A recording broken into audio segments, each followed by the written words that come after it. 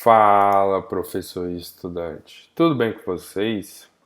Há um tempo atrás, eu postei um vídeo a respeito de treinamento de força, academia, musculação, enfim, para pessoa iniciante ou para pessoa que estava começando a estudar a respeito, a direção para ela tomar. E aí, eis que surgiu uma atualização a respeito disso, tá? Só que existem vários modelos, várias direções e etc. Entretanto, existem autores na área científica que são autores renomados e que a gente pode confiar, pelo menos até a data de gravação desse vídeo, 22 de janeiro de 2022, tá? E aí, esses autores se juntaram e fizeram aí uma posição a respeito da parte de treinamento resistido ou musculação, como queiram chamar. E aí, é essa atualização que a gente vai ver no vídeo de hoje, beleza? Então, aqui na tela do computador, a gente tem o jornal no qual o artigo foi publicado, a gente tem o título do artigo e aqui a gente tem os autores, tá bom?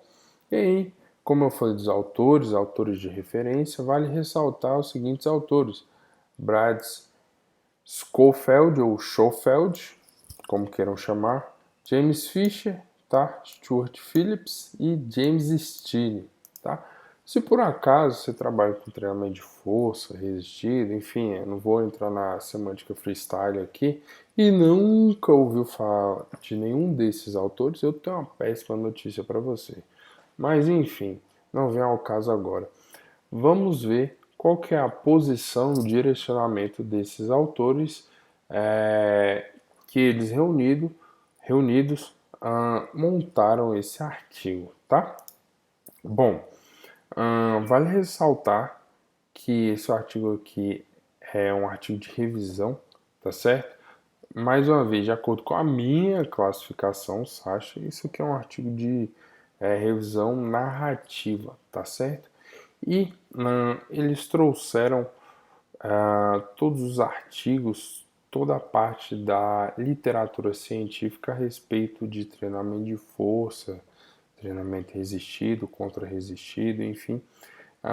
E aí trouxeram aqui a parte de quantidade de séries, repetições e etc. Tá bom? Tudo que a gente consegue manipular no treinamento de força para poder direcionar quem está começando a estudar ou alguma pessoa que não seja da área, seja leiga no assunto, mas seja uma pessoa entusiasta, tá certo?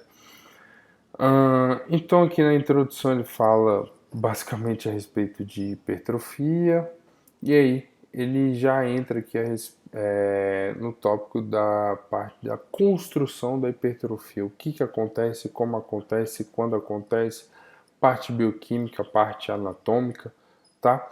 Depois ele entra na relação entre hipertrofia e força, tá? Vale ressaltar que existem alguns estudos que mostram um aumento na hipertrofia músculo-esquelética, ou seja, aumentou o tamanho do músculo. Entretanto, os indivíduos não aumentaram força, tá certo? Então existe essa discussão na literatura até hoje. Lembrando, até o presente momento da gravação desse vídeo, dia 22 de janeiro de 2022, tá? E depois ele vem aqui trazendo alguns pontos, como por exemplo a comparação entre estudos agudos e longitudinais. Uma coisa é eu comparar o agachamento ou a elevação pélvica em uma única sessão de treino, tá? Para ver a parte de aumento de força e a hipertrofia musculoesquelética. Hipertrofia musculoesquelética, né, em uma sessão é bem complicada, mas enfim.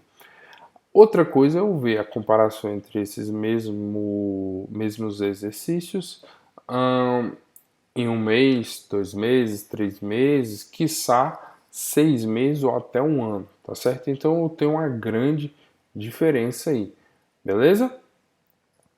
E depois ele entra nas variáveis que nós conseguimos manipular na parte de treinamento de força, como por exemplo, frequência, intervalo de recuperação, carga, número de séries e assim sucessivamente. E aí ele traz um padrão bastante interessante. Quem é da área, cara, tem que ler esse artigo. Não é nenhuma sugestão, é uma obrigação ler esse artigo, tá? Eu vou dar um único exemplo aqui com relação à carga, e isso se repete para número de séries, intervalo de recuperação e assim sucessivamente. Então, aqui com relação à carga, ele traz uma visão geral, tá? Depois ele traz, ó, o que tem na literatura? Tem isso, isso, isso e isso, tá? Depois ele traz o seguinte, o que não tem na literatura, ou seja, qual que é o gap, qual que é a lacuna da literatura. Por exemplo, um exemplo bem esdrúxulo para ficar bem fácil de entender. Eu tenho aqui um bastão, eu tenho uma caneta, mas vamos chamar essa caneta de bastão. Se eu comer esse bastão no pós-treino, eu aumento a minha chance de ter hipertrofia musculoesquelética ou aumento a minha chance de ter força musculoesquelética quando comparado a pessoas que não vão comer esse bastão, tá certo?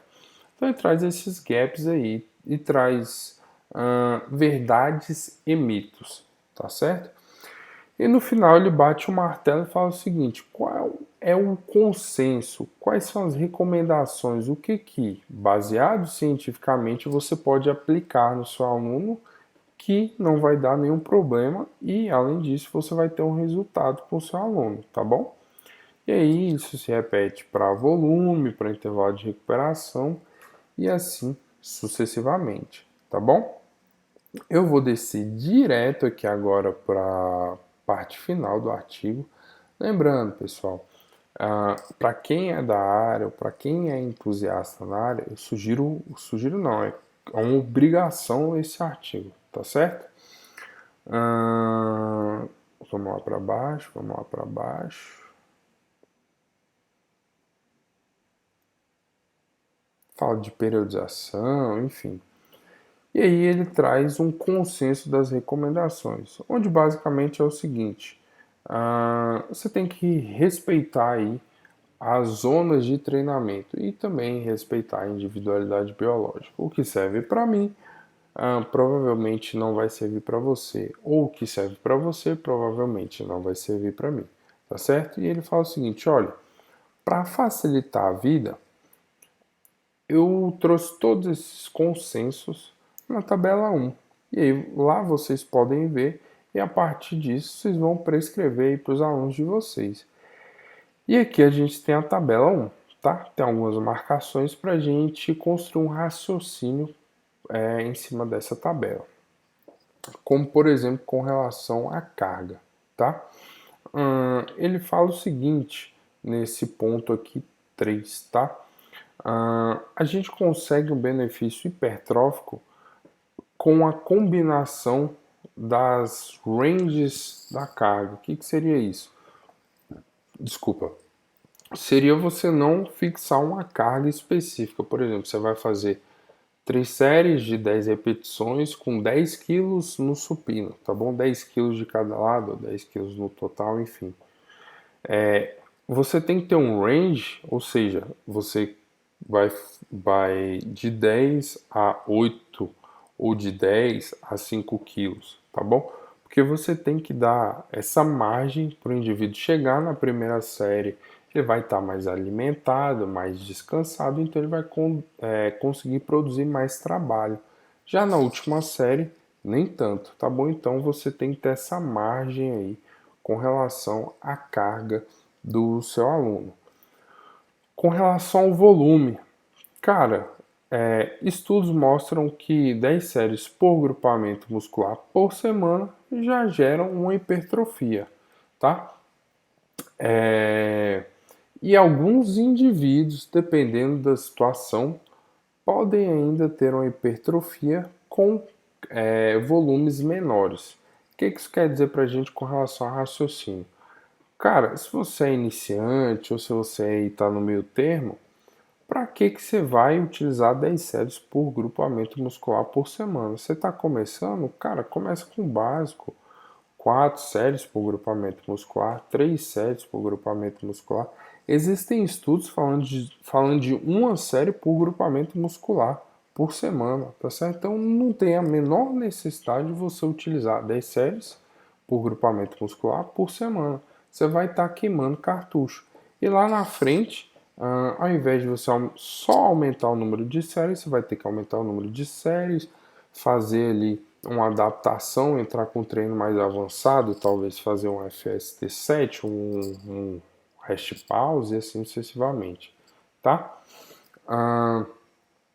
E ele fala ainda o seguinte, que dependendo da situação, você pode aumentar a quantidade de séries por grupamento muscular por semana, se você tiver uma musculatura subdesenvolvida ou alguma musculatura específica subdesenvolvida.